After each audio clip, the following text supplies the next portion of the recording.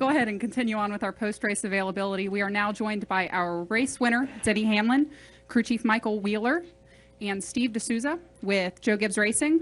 We'll go ahead and start with Denny. Battle there at the end. Tell us a little bit about coming back after your pit stop and taking the win here today. Well, I guess we didn't get the car completely full on the last stop, which is maybe a blessing in disguise, actually, because, we had to short pit there. And with that short pit, I scraped the wall with 10 laps before we pitted. And I thought I had significant damage and almost a cut tire. So it forced us to pit road early. Then the only thing that kind of burns you there is getting caught on the racetrack when a caution comes out. So we were able to get through that. I didn't think anyone could make it on fuel. And then I saw those guys stretching it. And the pace that we were running, I knew it would be close, but it looked like the 18 picked up speed with about 8 to go. And I didn't think, I still, with 8 laps to go, I couldn't see him. He was so far ahead. And evidently he had some contact with the wall, and it damaged his car enough to where it slowed him down to where we were able to get to him. So it was obviously high drama, but Joe Gibbs Racing obviously had pretty good odds there at the end of the race. All right, Michael and Denny spoke a lot about pit strategy here today. Tell us a little bit about the strategy at the end and maybe your reaction to realizing you didn't have enough fuel in the car. Yeah, I knew pretty quick that we were actually shy on fuel right before we went back to green. Just had a fumble on a pit stop. It's just, human error, but at the same point, the guys are always really good, so I can't blame them. It just happens in sports, and we overcame it. He got me nervous for sure when he started screaming how bad the car was. With about 15 laps before we pitted. Fortunately, he was able to keep the lead still and keep track position. I short pitted him by about 5 laps for what we could go, just to make sure we weren't too much in trouble. And honestly, the tires looked fine, so it was really just the track changing and the car and time of day type of thing. But honestly, once we got back on the racetrack and we were about a second and a half faster than the leader, I realized, quickly we could make up a 15-second lead or break it down to, be within 5 seconds. Then with 10 to go, it was like, oh, we can actually catch this guy. Knowing Daniel and the 18 guys were running for the Dash for Cash, I knew we could kind of knew they weren't racing them for a win, but they were racing something bigger than just a trophy. So it kind of worked out in the end, and I'm glad we could bring another trophy back to JGR. All right, and then Steve, all 3 JGR cars in the top 3 today. Tell us about the strength of the organization at this point in the season. Well, it's just obvious that we've been working very, very hard, and I contribute that to the crew chiefs and the guys at the shop, the engineers, everybody's been working on the aero, the engines, all the mechanical things that go along with it. Gives the opportunity for the drivers to get in and demonstrate what they can do, which is what we saw today. So it was a great run by all 3 teams, and we're really proud of them and happy for the organization. I'm sure Joe's smiling about all this as well, so it's good to go back and have Coach happy with everything the way we're doing and how we're doing it. All right, we'll go ahead and open it up to questions. Please state your name and affiliation. We'll start with Al and then go to Jordan. Yeah, Denny, Al Pierce from Auto Week. I know you've got some history at Langley. Is that why you're taking your short track races there, or is there some other reasons other than the fact that you race there to start your career? Well, I think it's we talked about from the very beginning rotating racetracks every few years or so, and every venue has done a great job of expanding it, and I think Langley is just the next step in that phase. They have huge crowds. They're bending over backwards for us to come there and host an event, and hopefully we're going to put on another great short track showdown next year. So it's a great track. They got new pavement there.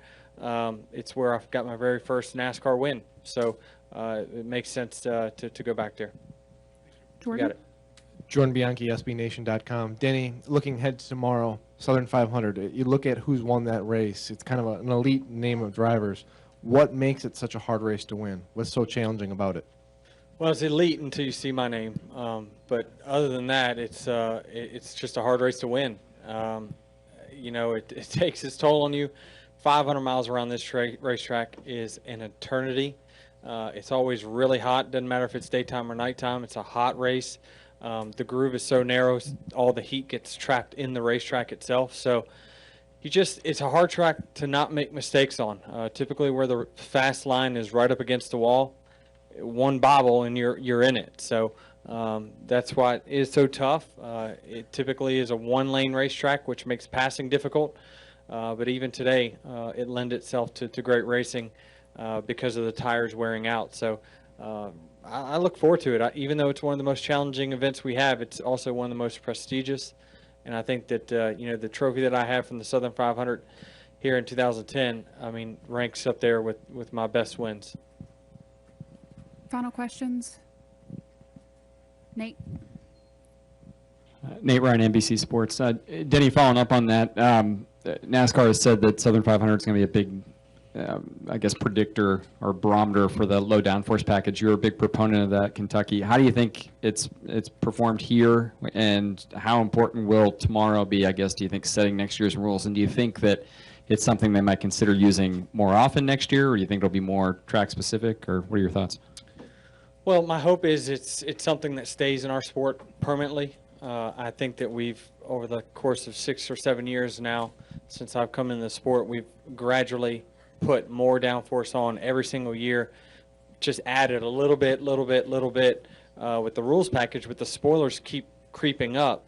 And I think we found at Kentucky that's the way the action that we need to go, is reducing the size of the backs of these race cars.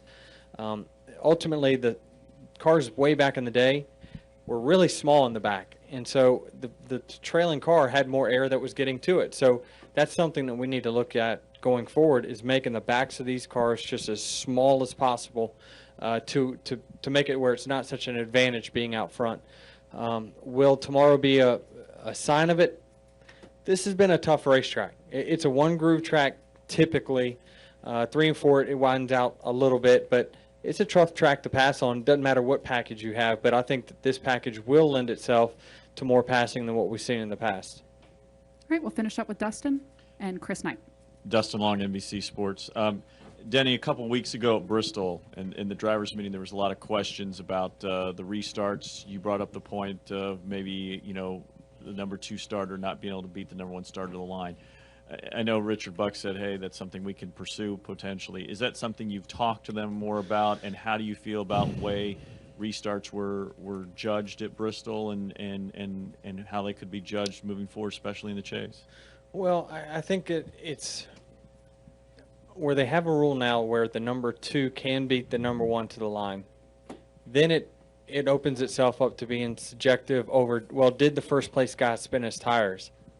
I think that that's going to be hard to see from a tower. I really do. I don't think that they know when we get in the gas and when we do not get in the gas. Ultimately, you'd have to see that through data after the race. So to me, that's why I think it should be simplified, and you just know that the first place guy has got to win to the line. After that, you can do whatever you want. But when we opened it up to allowing the second place guy to beat, then it just becomes a bunch of games. And so I think that needs to be addressed, and I'm sure that they are going to look at that in the future. I haven't talked to them more about it. I'm just hoping that they listen to what I'm saying now. But it's just when you have that a standard rule and saying, look, just the first place guy has got to win to the line, it just simplifies all the subjectivity to wheel spin. That's going to be hard for anyone to tell sitting in the stands or in a tower. All right, and final question with Chris. Chris Knight, catchfence.com. Denny, earlier this year at Richmond, you won the pole, won the race, led 248 of the 250 laps. You plan to race Richmond next weekend and put on another dominating performance? No, I got fired for that race, and so they're just letting someone else go there. So I don't know what I have one more. Yeah, I have one more at Dover, but I immediately after I ran the Richmond car, I would assume just left that car at the racetrack with a cover and go put tires on it for the next race. But Eric's, I'm sure, going to have a very, very fast car next week. So I'll be very jealous watching him go out there and dominate. All right, thanks for joining us, and congratulations on the win today. All right, thanks.